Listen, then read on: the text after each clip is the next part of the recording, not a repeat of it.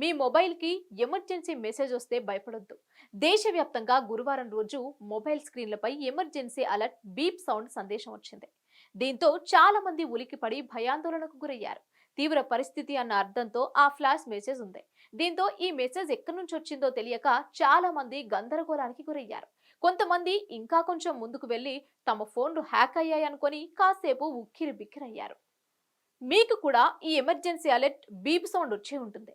అయినంత మాత్రాన భయపడవలసిన అవసరం లేదండి. ఈ ఎమర్జెన్సీ అలర్ట్ బీప్ సౌండ్ పంపింది భారత టెలికమ్యూనికేషన్ శాఖనే.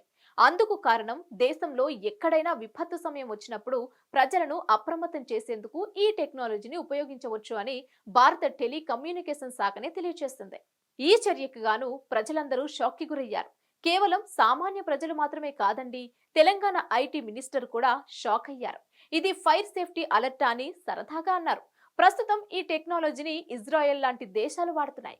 ఇప్పటికైనా ఇలాంటి టెక్నాలజీ భారతవానికి వచ్చినందుకు ప్రజలు హర్షం వ్యక్తం చేశారు. ఈ వీడియో గనుక మీకు నచ్చినట్లయితే లైక్ చేయండి, షేర్ చేయండి, మీ అభిప్రాయాలని కామెంట్ రూపంలో పోస్ట్ చేయండి. Hit TV app, all the success for their launch. Please download the app. Download the Hit TV app now. Please download the app now. Please download the app now. Please download the app now. Download the app now.